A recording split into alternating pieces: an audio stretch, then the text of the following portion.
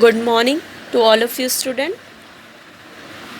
Securities market operation की last class में हम लोग ने डिस्कस किया सेक्शन 6 जो कि आपका मेन प्रोविजंस ऑफ SCRA 1956 है। स्टॉक एक्सचेंज से रिलेटेड क्या क्या SCRA 1956 के प्रावधान है, प्रोविजंस है, वो हम लोग स्टडी कर रहे हैं, जिसमें आपका लास्ट क्लास में आप लोगों ने स्टडी किया सेक्शन 6। ओके, और आज की प्रेजेंट क्लास में हम लोग उसमें आगे का कंटिन्यू करेंगे जो कि है आपका सेक्शन 7।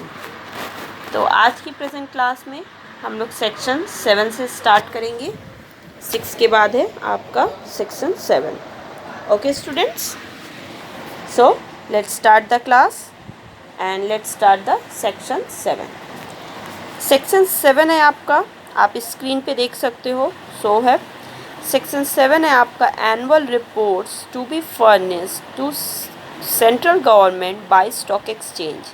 सेक्शन 7, सेक्शन 7 में आपका जो हेडिंग है वो ये है कि एनुअल रिपोर्ट्स, जितने भी हमारे कंट्री में स्टॉक एक्सचेंज है, जितने भी वर्क करते हैं, उन सब का जो भी एक एनुअल रिपोर्ट होता है जो कि आपका फिनेंशियल स्टेटमेंट होता है, वो एनुअल रिपोर्ट्स उनको सेंट्रल गवर्नमेंट या सेबी के पास उनको प्रोवाइड करना होता है।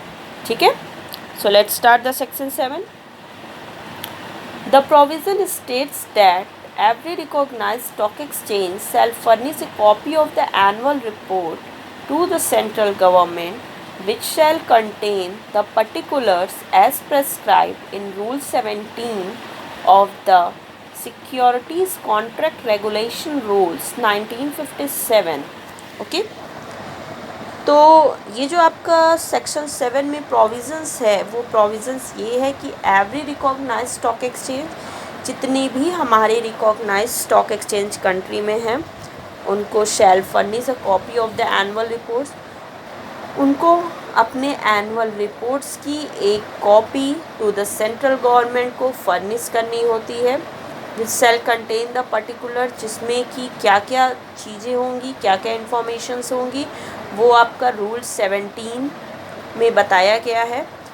SCRA means securities contract regulations rule 1957 के रूल 17 में बताया गया है कि जो भी स्टॉक एक्सचेंज है, जो वो एनुअल रिपोर्ट्स तैयार करेंगे, उसमें क्या क्या चीज़ें होंगी, क्या क्या मटेरियल या मैटर्स इंक्लूड होगा, जो जिसकी वो एक कॉपी उनको सेंट्रल गवर्नमेंट या सेबी को प्रोवाइड करनी होगी। क्लियर है?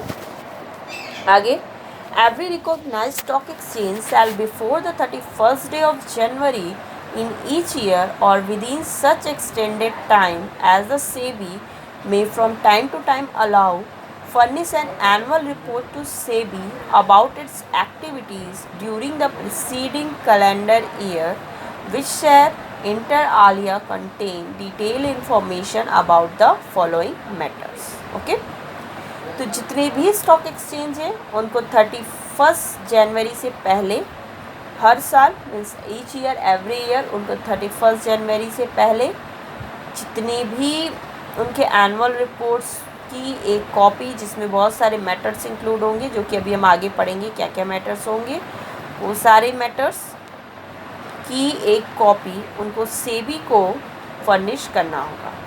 इस टाइम को जो 31 आपका जनवरी है, इस टाइम को सेबी चाहे तो एक्सटेंड भी कर सकती है time to time. Okay, clear है? अब देखिए कि इसमें क्या क्या मटेरियल्स होंगे, क्या क्या मैटर्स होंगे, डिटेल्ड इन्फॉर्मेशन जो कि एक कॉपी सेबी के पास सबमिट करनी है या सेंट्रल गवर्नमेंट को, उसमें कौन कौन से मैटर्स स्टॉक एक्सचेंज को इंक्लूड करने हैं।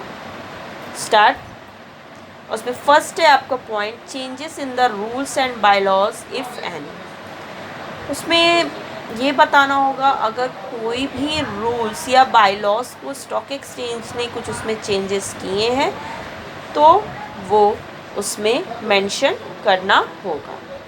Okay, then changes in the composition of the governing body, अगर किसी भी स्टॉक एक्सचेंज की गवर्निंग बॉडी में किसी भी तरह का कोई भी चेंजेस किया गया है उनके कंपोजिशन में, उनके स्ट्रक्चर में, तो ये सारी बातें भी आपको उस एनुअल रिपोर्ट में मेंशन करनी होगी।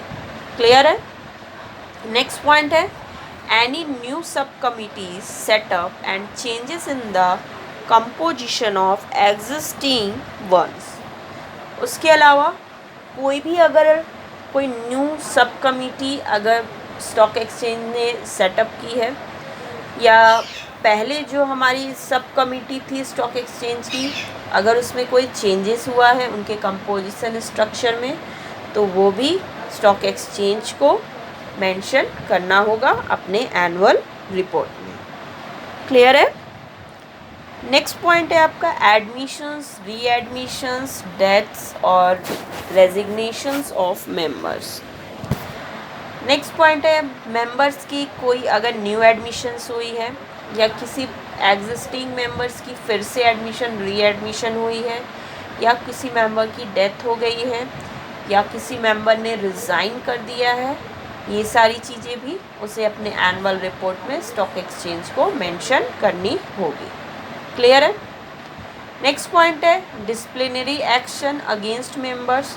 अगर स्टॉक एक्सचेंज ने अपने किसी भी मेंबर के अगेंस्ट किसी भी तरह का कोई डिसिप्लिनरी एक्शन या कोई भी एक्शन उसने लिया है तो वो भी उसको एनुअल रिपोर्ट में मेंशन करना होगा। क्लियर है? नेक्स्ट पॉइंट है arbitration of disputes, nature and number between members and non members. अगर उसने किसी भी डिस्प्यूट्स की आर्बिट्रेशन मीन्स उनकी सेटलमेंट की है या निपटारा किया है between members and non members के बीच में, तो उस डिस्प्यूट्स की क्या नेचर है, कितने नंबर ऑफ डिस्प्यूट्स मीन्स कितने मामले उसने सेटल किए हैं, ये सारी भी चीज़ें स्टॉक एक्सचेंज को अपने एनुअल रिपोर्ट में फर्निश करनी होगी। क्लियर है? नेक्स्ट है डिफ़ॉल्ट्स।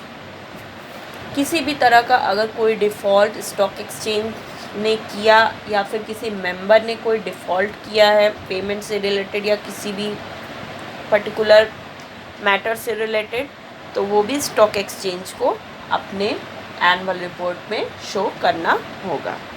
क्लियर है? नेक्स्ट है action taken to combat any emergency in trade. अगर किसी भी स्टॉक एक्सचेंज के ट्रेड में, उनके बिजनेस में किसी भी टाइम पे अगर ऐसी कोई इमरजेंसी आई है, ऑक्योर हुई है, और उस इमरजेंसी को कॉम्बैट मीन्स उसको रिजॉल्व करने के लिए अगर किसी भी प्रकार का कोई एक्शन, कोई स्टेप्स स्टॉक एक्सचेंज ने लिया है, तो उसे एनुअल रिपोर्ट में शो करना होगा। Next securities listed and D listed. जितनी भी सिक्योरिटीज़ लिस्टेड हैं, जितनी डी लिस्टेड हैं, उसे भी मेंशन करना होगा।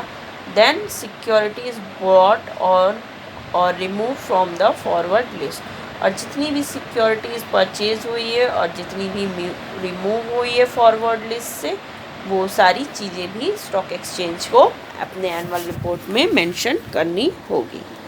क्लियर है? नेक्स्ट इसमें further every recognised stock exchange shall within 1 month of the date of the holding of its annual general meeting furnish the SEBI with a copy of its audited balance sheet and profit and loss account for its preceding financial year. Okay? इसके अलावा जो जितने भी stock exchange है, recognised stock exchange, उनको within 1 month of the date of the holding of its annual general meeting, अपनी annual general meeting जिस दिन उसकी हुई थी उस डेट से 1 महीने के अंदर अंदर सेबी को अपने बैलेंस शीट की, ऑडिटेड बैलेंस शीट की, ठीक है, audited balance sheet and profit and loss account जो कि प्रीसीडिंग फाइनेंशियल ईयर का हो, ठीक है, जो पिछले वित्तीय वर्ष का हो, उसकी भी एक कॉपी स्टॉक एक्सचेंज को सेबी के पास सबमिट करनी होती है। क्लियर है? नेक्स्ट आपका पॉइंट है restriction of voting rights by stock exchange section 7A। Section 7A में कुछ रिस्ट्रिक्शंस है स्टॉक एक्सचेंज पर उनके वोटिंग राइट्स से रिलेटेड। चलिए स्टार्ट करते हैं। The provisions of the act state that the recognised stock exchange has the power to make rules और amend its rules to provide for. तो ये जो सेक्शन 7 है वो रिकॉग्नाइज स्टॉक एक्सचेंज को ये पावर देता है कि वो किसी भी प्रकार का रूल बना सकते हैं और उसमें किसी भी तरह का चेंजेस भी कर सकते हैं। जिसमें आपका ए है the restriction of voting rights to members only in respect of any matter placed before the stock exchange at any meeting. Stock exchange की किसी भी मीटिंग से पहले स्टॉक एक्सचेंज को ये राइट है कि वो अपने किसी भी मेंबर के वोटिंग राइट्स को रिस्ट्रिक्ट मीन्स उस पर रिस्ट्रिक्शन लगा सकती है, उसे बाधित कर सकती है। मीन्स स्टॉक एक्सचेंज अपने मीटिंग से पहले किसी भी अपने मेंबर के मत देने के अधिकार को बाधित कर सकती है, उसे रिस्ट्रिक्ट कर सकती है। ओके, बी पॉइंट है इसमें the regulation of voting rights in respect of any matter placed before the stock exchange at any meeting so that each member may be entitled to have one vote only irrespective of his share of the paid up equity capital of the stock exchange। B point है कि कोई भी जो stock exchange है उसका कोई भी member भले ही उसकी इक्विटी पेड अप कैपिटल जितनी भी हो स्टॉक एक्सचेंज में, उस पर्टिकुलर ईच मेंबर के लिए वन वोटिंग राइट ही होती है। Means one member one vote only. Means एक मेंबर को सिर्फ एक ही वोट यहाँ पर मिलती है। जो भी स्टॉक एक्सचेंज के मेंबर हैं और उनकी मीटिंग्स में जो पार्ट लेते हैं, तो जितने भी उनके मेंबर हैं स्टॉक एक्सचेंज के, उन सभी मेंबर को सिर्फ और सिर्फ एक ही वोट देने का मीन्स वन वोट, एक ही वोट देने का अधिकार होता है।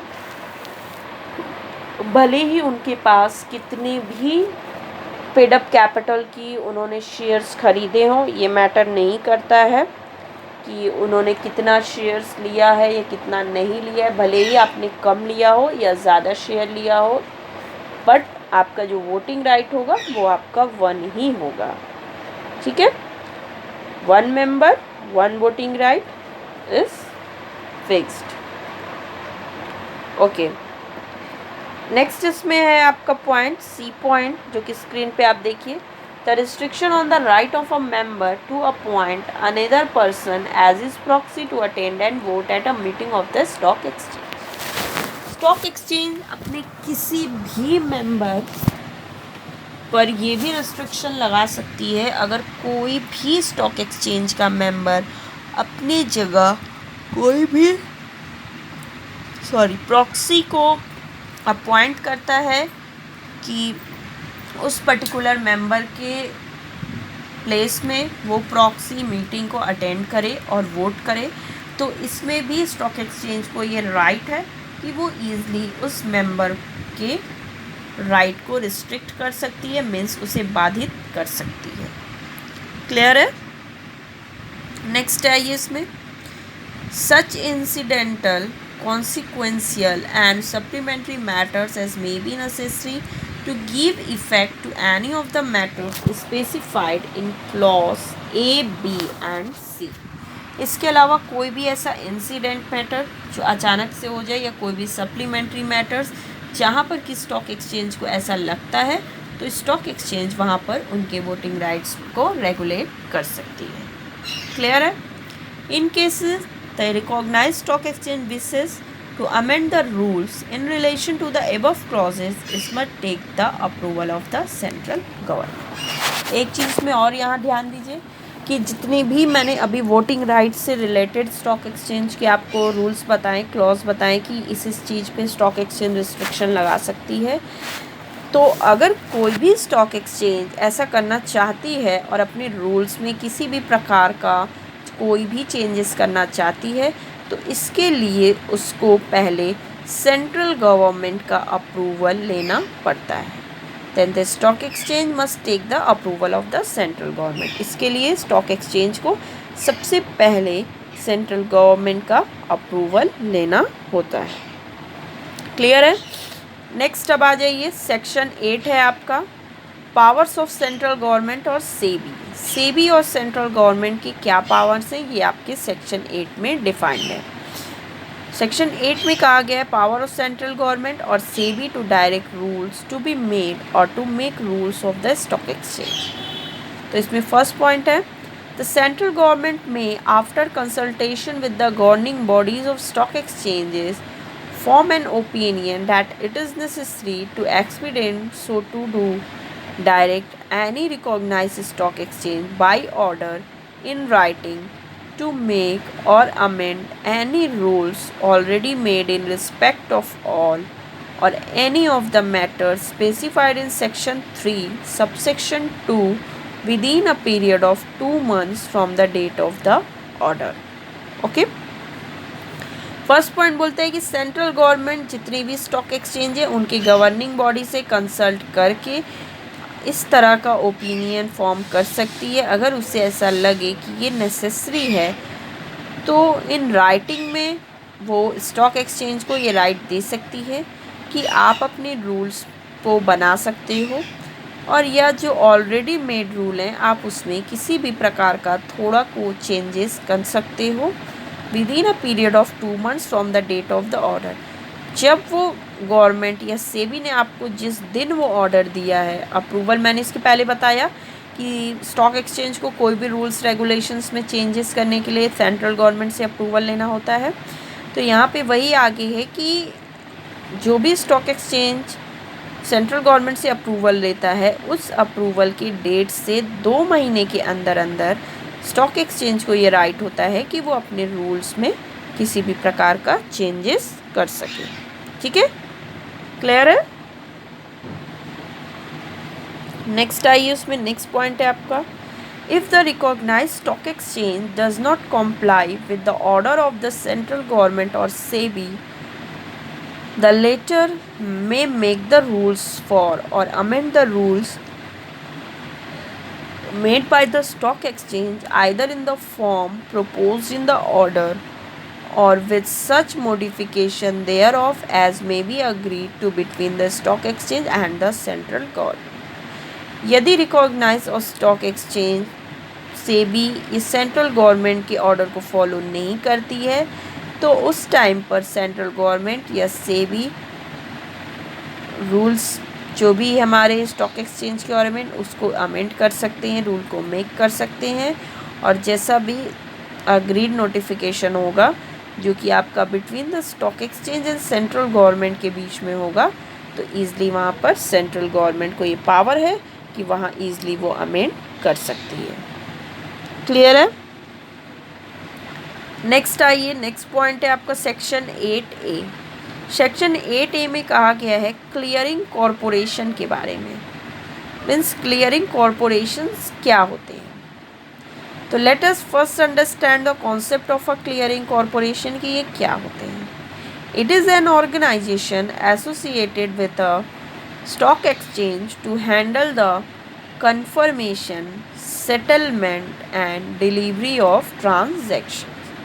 क्लियरिंग कॉरपोरेशन क्या है? क्लियरिंग कॉरपोरेशन एक तरह का ऑर्गेनाइजेशन है जो कि स्टॉक एक्सचेंज से एसोसिएट होता है और जितने भी स्टॉक एक्सचेंज के ट्रांजैक्शंस होते हैं उन ट्रांजैक्शंस के कंफर्मेशन, सेटलमेंट एंड डिलीवरी से रिलेटेड जितने भी वर्क होते हैं वो हमारा ये क्लियरिंग कॉरपोरेशन परफॉर्म करता है।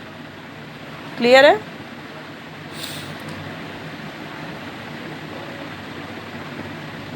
Section 8A of the Act states that a recognized stock exchange may, with the prior approval of the SEBI, transfer the duties and functions of a clearing house to a clearing corporation, being a company incorporated under the Companies Act।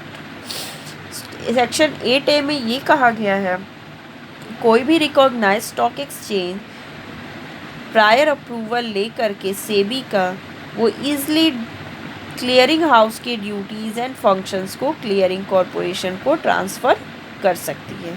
और उसका क्या purpose होगा? For the purpose of the periodical settlement of contracts and differences there अंदर, जो भी आपके periodical, जो भी समय से संबंधित सेटलमेंट है कॉन्ट्रैक्ट्स के, वो ईजिली हो जाएगा। Next, the delivery of and payment for securities, जितनी भी सिक्योरिटीज़ हैं उनकी डिलीवरी एंड पेमेंट ईजिली हो जाएगी क्लियरिंग कॉरपोरेशन के थ्रू। Next, any other matter incidental to और कनेक्टेड विद सच ट्रांसफ़र, उसके अलावा कोई और जो भी मैटर हो जो कि स्टॉक एक्सचेंज को ऐसा लगे कि ये कोई इंसिडेंटल कोई मैटर या अचानक से कोई ऐसे मामले, तो उसे भी स्टॉक एक्सचेंज सेबी के प्रायर अप्रूवल को लेकर के क्लियरिंग हाउस से क्लियरिंग कॉरपोरेशन को ट्रांसफ़र कर सकता है। ठीक है, क्लियर है?